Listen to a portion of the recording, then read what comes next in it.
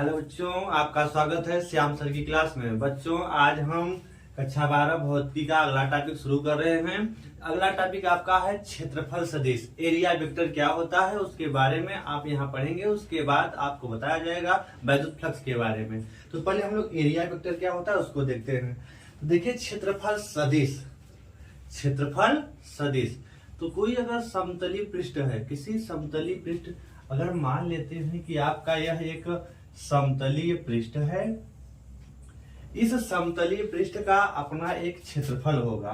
तो मान लिया इस समतलीय पृष्ठ का अपना क्षेत्रफल ए है और इस समतलीय पृष्ठ का अपना क्षेत्रफल ए है। अब इस क्षेत्रफल अगर ए है तो कोई भी अगर पृष्ठ होता है तो उसके क्षेत्रफल के परिमाण के साथ साथ उसके क्षेत्रफल की एक दिशा भी होती है। तो उसी को आपको बताने वाले हैं। वही जो क्षेत्रफल की दिशा है वही है क्षेत्रफल सदिश।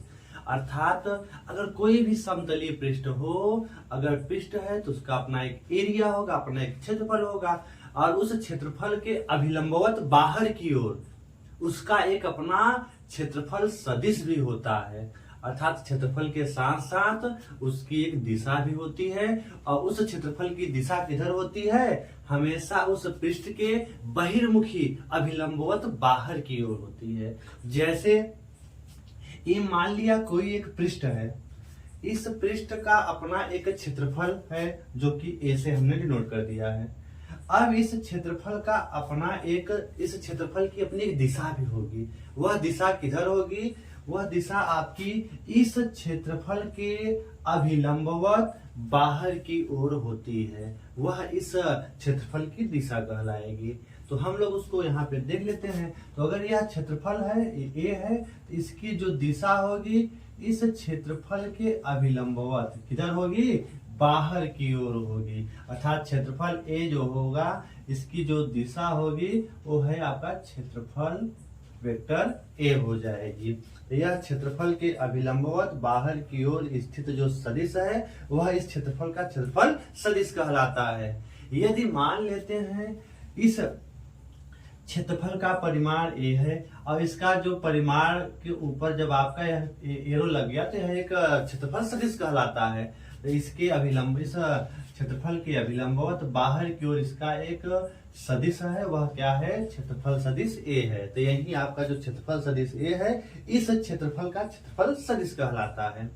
अब इसका मान कैसे निकालेंगे क्षेत्रफल सदिश का? तो उसके लिए आप कर क्या सकते हैं, मान लिया यह जो आपका क्षेत्रफल सदिश है इसकी दिशा में एक स्थित एकांक सदिश n है। तो इस क्षेत्रफल ए का अगर आपको परिमाण निकालना है तो आपने पढ़ रखा है कि एकांक सदिश अगर आपको निकालना है तो एकांक सदिश n बराबर होता है क्षेत्रफल सदिश बटे उसका परिमाण। तो आपको अगर वेक्टर ए का मान लेना है तो वेक्टर ए किसके बराबर हो जाएगा? यहाँ से आप पक्षांतर करेंगे तो वेक्टर ए किसके बराबर मिलेगा? ए ऊपर आएगा तो ए इंटू एकांक सदिश। तो इस वेक्टर ए का मान कितना हो जाएगा? ए इंटू एकांक सदिश।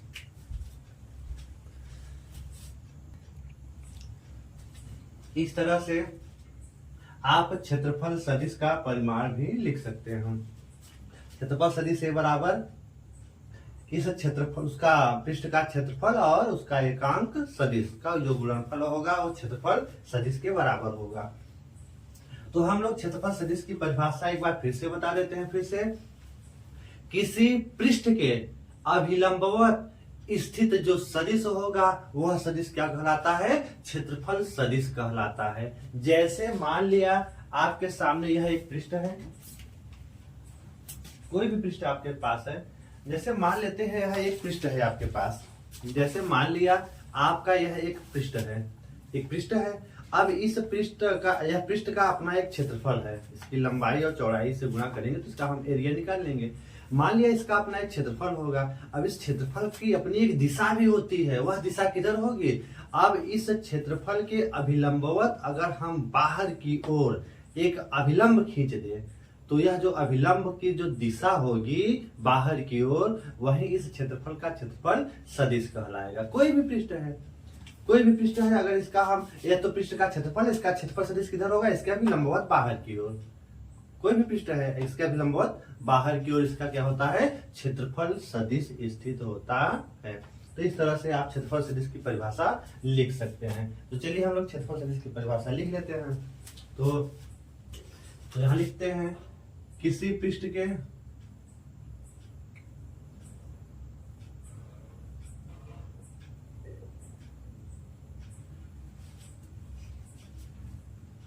किसी पृष्ठ के अभिलंबवत किसी पृष्ठ के अभिलंबवत बाहर की ओर या बहिर्मुखी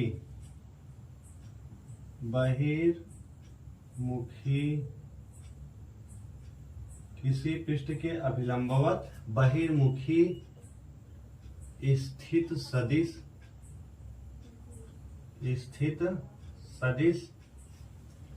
उस पृष्ठ का क्षेत्रफल सदिश कहलाता है।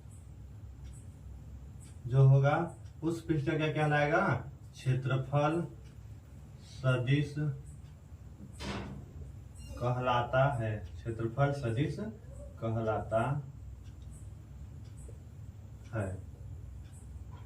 इसे क्या किससे डिनोट किया गया, इस पृष्ठ के लिए इसे वेक्टर ए से डिनोट किया गया है। तो अतः आपका जो वेक्टर ए है यहाँ पे क्या है, क्षेत्रफल सदिश है। तो आप इस तरह से इसको लिख सकते। तो क्षेत्रफल सदिश की परिभाषा हो गई। अगर ये मान लिया कि यदि माना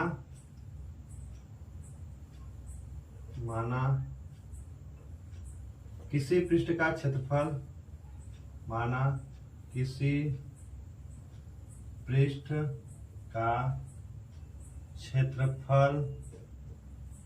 ए है तथा उसका क्षेत्रफल सदिश वेक्टर ए है एवं वेक्टर ए की दिशा में स्थित एकांक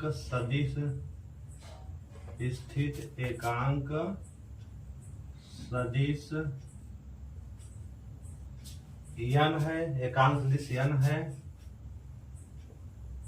तो आपका जो क्षेत्रफल सदिश वेक्टर ए बराबर क्या हो जाएगा, तो आपका क्षेत्रफल सदिश ए बराबर क्या हो जाएगा, ए इंटू एकांक सदिश हो जाएगा। तो इसको आप लिख लेंगे। यहाँ वेक्टर ए क्या है, इसकी परिभाषा आप लिख सकते हैं, बहुत इजी है।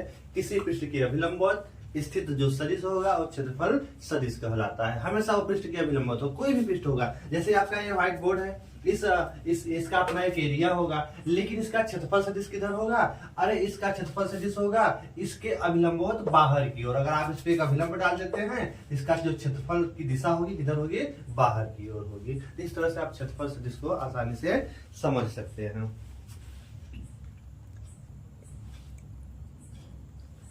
चलिए हम लोग अब आगे चलते हैं अगले टॉपिक की ओर। आपका है वैद्युत फ्लक्स। इसको आप लिख लीजिएगा अपने नोट्स में और इसको तैयार करिए। चलते हैं हम लोग आगे।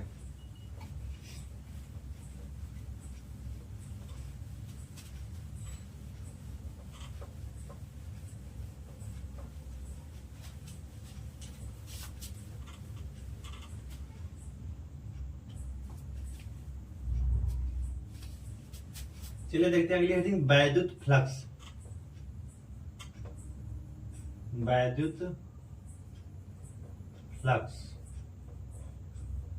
Electric flux.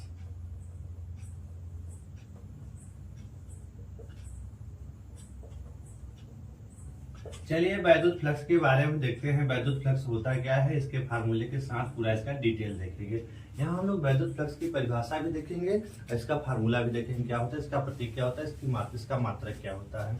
तो वैद्युत फ्लक्स किसे कहते हैं, वैद्युत क्षेत्र में स्थित किसी पृष्ठ से गुजरने वाली वैद्युत क्षेत्र रेखाओं की संख्या ही वैद्युत फ्लक्स कहलाता है। इसको हम लोग एक बार फिर से देखते हैं। जैसे पहले इस बात फिगर से समझ लीजिए, जैसे मान लिया कहीं वैद्युत क्षेत्र है, मान लिया ये आपके वैद्युत क्षेत्र की दिशा है, इधर हम बना दे रहे हैं, ये वैद्युत क्षेत्र ए की दिशा है। तो वैद्युत क्षेत्र में स्थित किसी पृष्ठ से, कोई एक पृष्ठ यहाँ पे आप रख दीजिए, मान लिया एक हमने ये पृष्ठ रख दिया,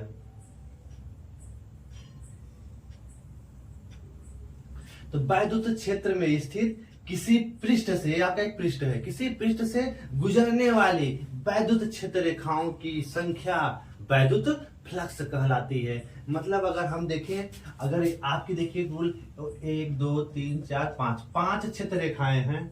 अब इसमें देखेंगे कि हम इस हमारे पृष्ठ से कितनी क्षेत्र रेखाएं गुजर रही हैं। तो यहाँ हमारे पृष्ठ से कितनी क्षेत्र रेखाएं गुजर रही हैं, 1 2 और 1 3। तो इनकी संख्या ही क्या कहलाती है, वैद्युत फ्लक्स कहलाती है।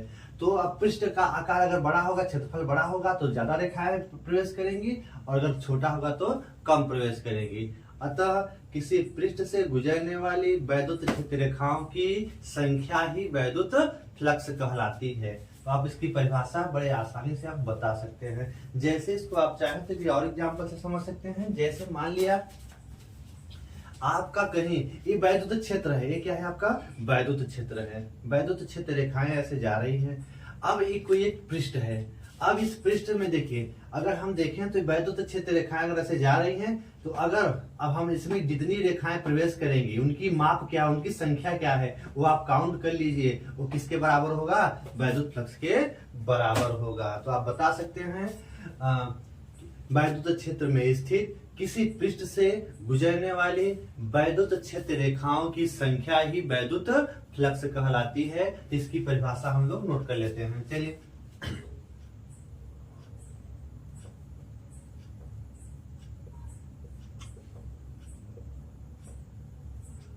वैद्युत क्षेत्र में स्थित, वैद्युत क्षेत्र में स्थित किसी पृष्ठ से, वैद्युत क्षेत्र में स्थित किसी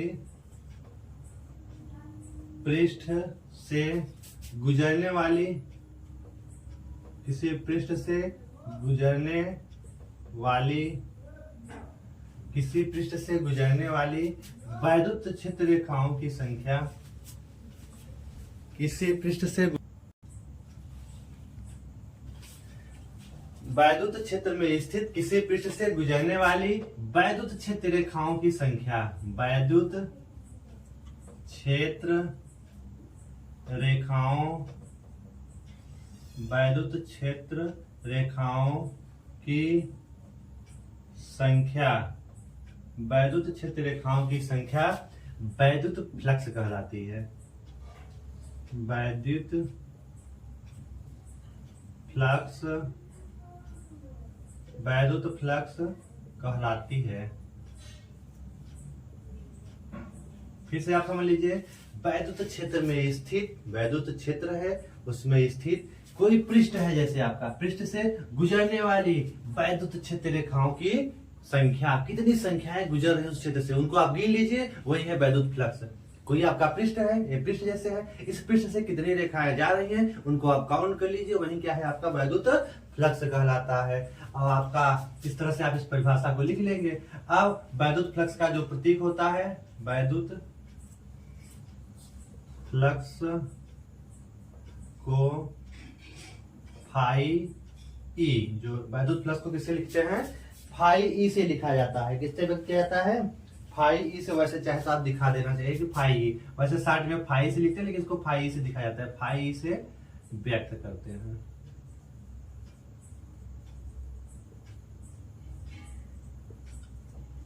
फाई ई से व्यक्त करते हैं, ठीक है। वैसे कहीं इसको फाई से भी दिखाया जाता है, ऐसे फाई भी लिखा जाएगा तो गलत नहीं रहेगा, वैद्युत फ्लक्स को फाई से लिखते हैं, ठीक है। अब फाई ई इंडिकेट करेगा वैद्युत फ्लक्स को, आप फाई ई से लिखा दीजिए, सबसे आपका अच्छा रहेगा फाई ई, ठीक है। चलिए हम लोग देख लेते हैं आगे।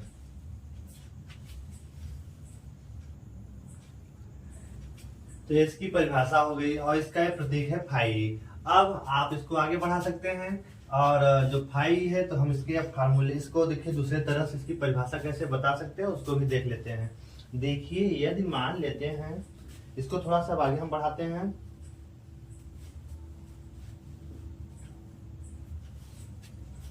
अब मान लेते हैं यह आपका पृष्ठ जो है, इस पृष्ठ अगर है तो इसको थोड़ा सा फिगर हम एक थोड़ा सा इसको आप लिख लीजिएगा। इस फिगर को फिर से एक बनाते हैं एक बार फिर से।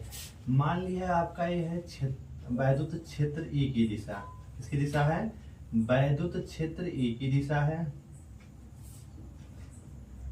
अब इसमें कोई पृष्ठ है, यह पृष्ठ जो है थोड़ा सा इस क्षेत्र से जो इसका क्षेत्रफल सदिश है, इस पृष्ठ का जो क्षेत्रफल सदिश है इसके क्षेत्र से यह है आपके, देखिए अगर यहाँ हम देखें तो वैद्युत क्षेत्र, अगर कहीं पर हम देखें यह है आपके वैद्युत क्षेत्र की दिशा, और इसका क्षेत्रफल सदिश क्या होगा? इसके अभिलंबवत होगा। किधर होगा? इसके अभिलंबवत। अगर मान लिया इसका क्षेत्रफल आपका पृष्ठ का क्षेत्रफल, संपूर्ण क्षेत्रफल अगर s है, इस पृष्ठ का संपूर्ण क्षेत्रफल क्या है? s है। इस पृष्ठ का संपूर्ण क्षेत्रफल क्या है? s है। तो इसका जो क्षेत्रफल सदिश होगा वो क्या होगा? Vector SA। वो किधर होगा? अरे इस पृष्ठ के अभिलंबवत होगा। अब मान लेते हैं यह संपूर्ण पृष्ठ का क्षेत्रफल अगर यस है तो इसका एक छोटा सा हिस्सा है जिसका क्षेत्रफल क्या मान लेते हैं? A है, DS है। क्या है? DS है। तो आपका इस DS क्षेत्रफल का जो क्षेत्रफल सदिश होगा क्या होगा? वेक्टर DS होगा। उसका डायरेक्शन इसके अभिलंबवत होगा। और आपके वैद्युत क्षेत्र की दिशा क्या है? इस डायरेक्शन में है। तो इस समय इस दोनों के बीच का जो कोण मान लेते हैं क्या है? थीटा है। किसके किसके बीच का कोण? वैद्युत क्षेत्र की दिशा E और सूक्ष्म जो इसका जो पूरा संपूर्ण पृष्ठ का क्षेत्रफल S है, इसका सूक्ष्म खंड है वो DS है। इसका जो क्षेत्रफल DS है, इसका क्षेत्रफल सदिश क्या है? वेक्टर DS है। इन दोनों मतलब वेक्टर ई और वेक्टर डीएस के बीच का जो कोण है वो क्या है? थीटा है। मान लेते हैं कुछ झुका हुआ है, मतलब इसको आप समझिएगा। मान लेते हैं ये आपका है वैद्युत क्षेत्र की दिशा ऐसे, लेकिन आपका अब यह जो पृष्ठ है थोड़ा सा झुका हुआ ऐसे है। देखिए ऐसे। अब हम अगर देखेंगे तो ये आपके वैद्युत क्षेत्र की दिशा को व्यक्त करेगा।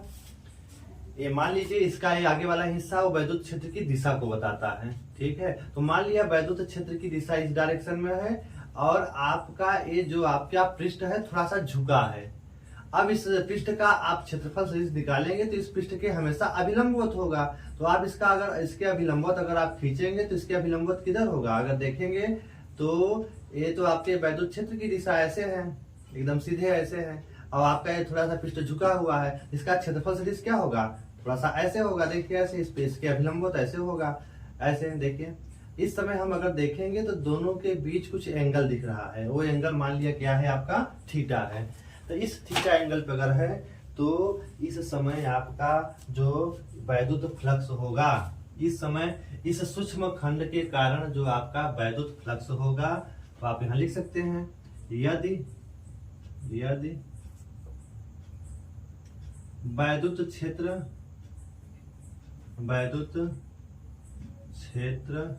वेक्टर ई हो तथा वेक्टर ई हो, यदि वैद्युत क्षेत्र वेक्टर ई हो तथा क्षेत्रफल का अवयव जो क्षेत्रफल का तथा क्षेत्रफल S का अवयव क्या है? वेक्टर DS है। क्षेत्रफल S का जो आपका अवयव DS है। ठीक है, क्षेत्रफल S का अवयव क्या है? DS है, जिसका क्षेत्रफल सदिश वेक्टर DS है। क्या है? वेक्टर DS है। तो वेक्टर DS है तो वैद्युत क्षेत्र तो वेक्टर DS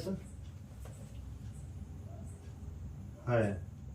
तो आप क्या बता सकते हैं? तो वैद्युत क्षेत्र E तो वेक्टर E तथा वेक्टर DS का जो अदिश गुणन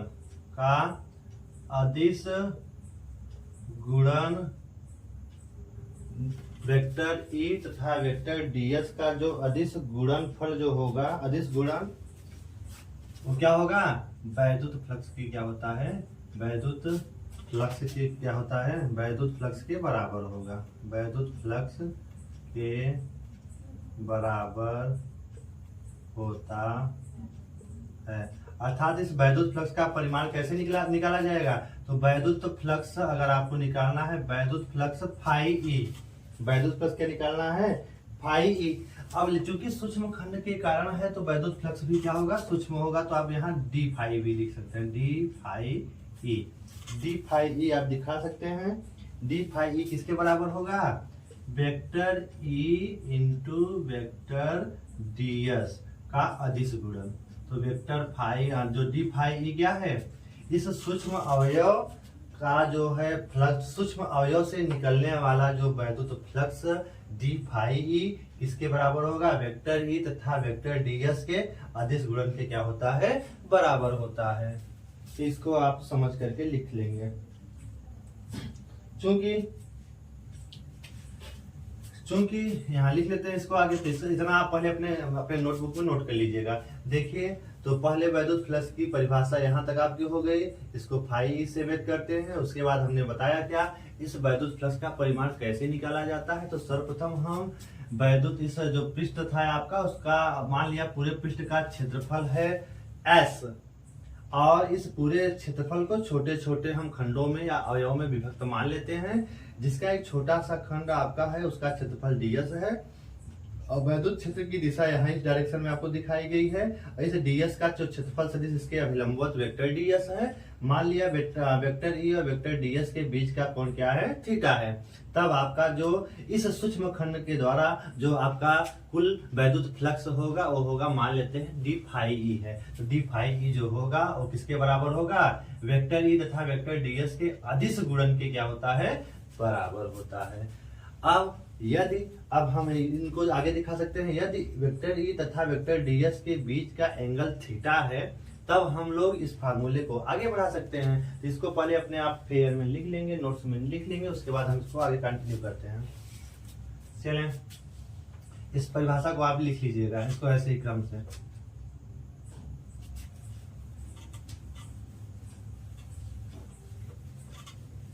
अब यहां लिख लीजिए एक पॉइंट, यदि वेक्टर ई तथा वेक्टर ds के बीच का कोण थीटा हो, के बीच का कोण क्या हो, थीटा हो, तो के बीच का कोण क्या हो, थीटा हो, तो आपका डी फाई ई किसके बराबर होगा, डी फाई ई किसके बराबर हो जाएगा। तब आप यहाँ पे अदिश गुणन, तो दो सदिशों का अदिश गुणन किसके बराबर होता है, दोनों सदिशों के परिमाणों तथा इनके बीच की कोण की कोज्या के गुणनफल के बराबर होता है। तो आप लिख सकते हैं, एक सदिश है, दूसरा ये है, दो सदिशों का अदिश गुणन इन सदिशों के परिमाणों तथा इनके बीच के कोण की कोज्या के गुणनफल के बराबर होता है। अतः आप ये सदिश फॉर्म है, इसका ये परिमाण है। तो आप इसको इस सूक्ष्म जो अवयव है उसके कारण निकलने वाला कुल वैद्युत, जो निकलने वाला वैद्युत फ्लक्स है, डी फाई बराबर E d S cos theta, इसके परिमाण से आसानी से निकाल सकते हैं। अब आगे यदि आपका पूछता है, अब इसी में आप चाहेंगे तो आप क्या कर सकते हैं, आप इसको और आगे बढ़ा सकते हैं। यदि मान लेते हैं, अब थीटा कोण की बात कर लेते हैं, इसी में इसको हम आगे इरेज करके आपको आगे कंटिन्यू करके बता देते हैं। इसको आप लिख लें। उसके बाद यदि मान लेते हैं कि अगर कह देता है कि यदि दोनों वैद्युत क्षेत्र और यहाँ अगर देता है पहली कंडीशन, इसके तीनों कंडीशन आपको बता देते हैं। यदि आपका वैद्युत क्षेत्र E तथा क्षेत्रफल सदिश ds के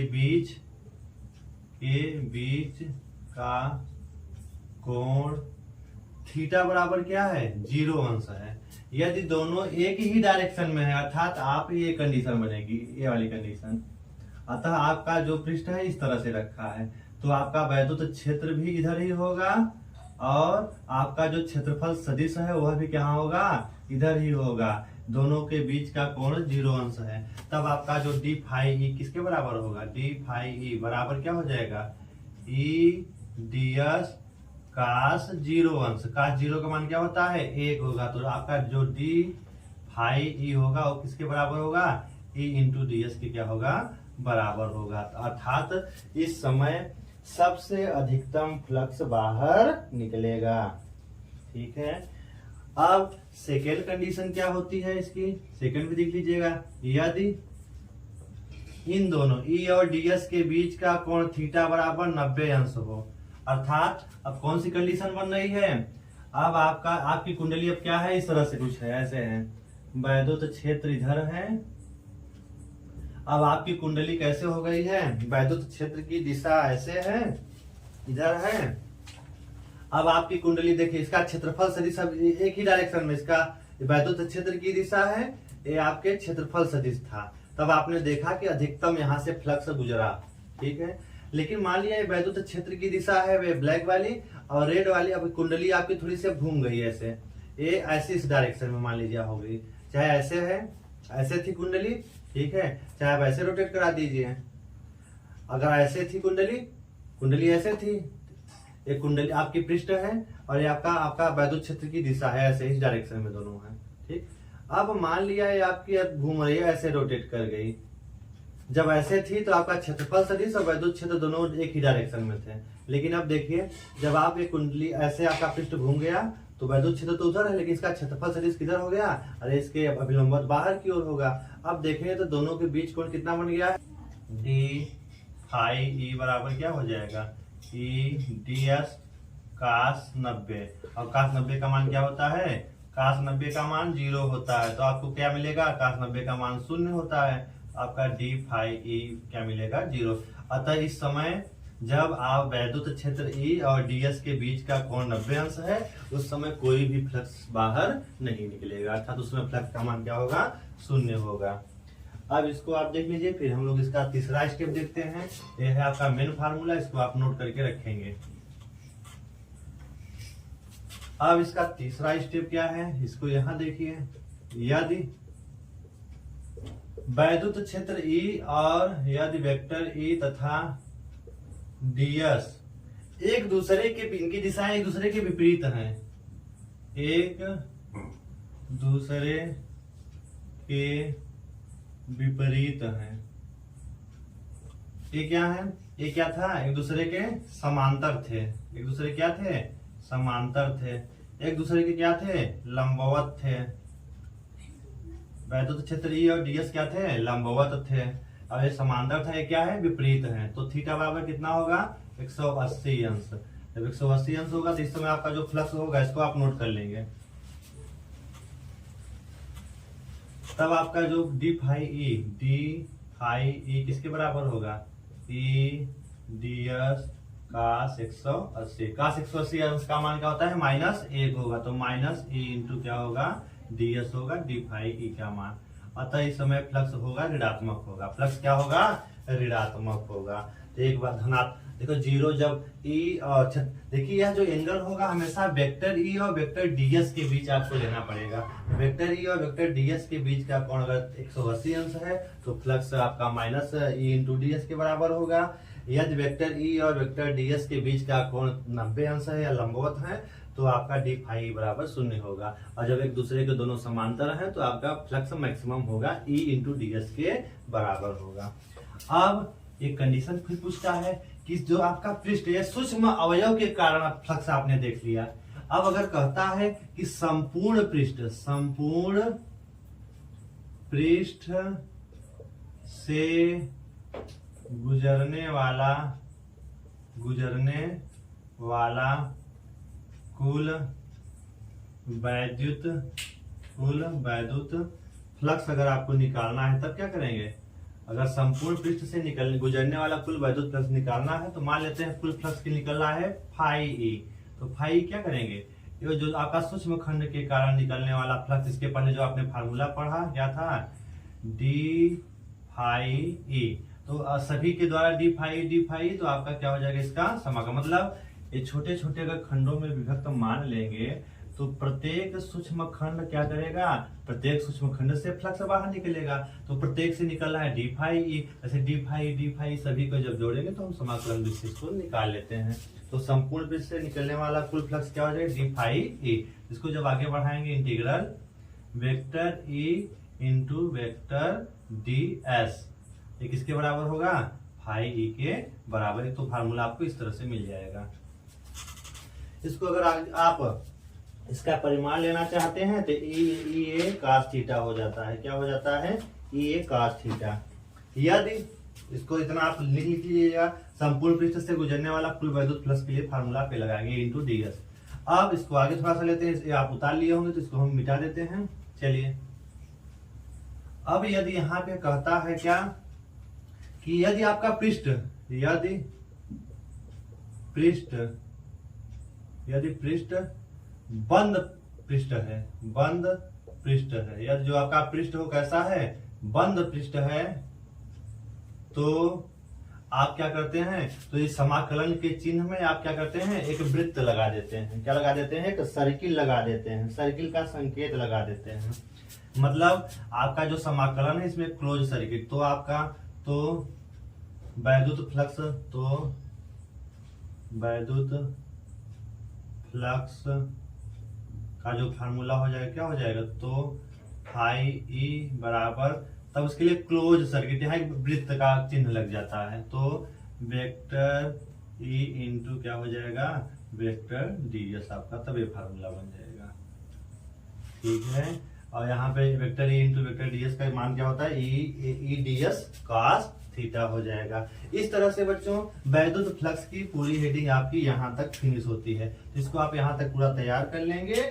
वैद्युत फ्लक्स हमें आप इच्छा है कि आपको अच्छे से समझ में आ गया है। अगर आपको कहीं कोई समस्या है तो आप कमेंट में जरूर लिखें। और ये आपका मोस्ट इंपॉर्टेंट टॉपिकों के अंतर्गत है, क्योंकि वैद्युत फ्लक्स के आधार पर ही आप गॉस के प्रमेय पढ़ेंगे और उस गॉस के प्रमेय के अनुप्रयोग भी आप पढ़ेंगे। और अगर फ्लक्स समझ में नहीं आएगा तो आप गॉस का प्रमेय भी नहीं समझ में आएगा, उनके अनुप्रयोग भी आपको समझ में नहीं आएगा। अतः आप इसको अच्छे से पढ़ करके अपने टॉपिक को कवर करिए। और आप इस श्याम सर की क्लास का आज ये 15वां लेक्चर था, इसको आप कंटिन्यू देखते रहें। और अगर आपको कोई समस्या है तो कमेंट जरूर करें। और जो बच्चे इस चैनल पर नए हैं वो सब्सक्राइब जरूर करें, और जो हम पुराने बच्चे हैं वो लाइक करें और अपने दोस्तों के पास शेयर करें। और इस वीडियो को आप स्किप न करें, आप पूरा वीडियो देख करके अपने नोट्स को कंप्लीट करें। और इस तरह से आपका ये 15वां टॉपिक है। इसके बाद अगला टॉपिक आपको अगले वीडियो में मिल जाएगा। बाकी इसके पहले आपको 14 लेक्चर डाल दिए गए हैं, जो कि एक प्लेलिस्ट में सभी इकट्ठे मिल जाएंगे। उसको आप कंटिन्यू देखते रहें। जो भी टॉपिक में जो भी समस्या है उसको आप कमेंट बॉक्स में जरूर लिखें, जिससे आपके उस टॉपिक का समाधान आपको मिल जाए।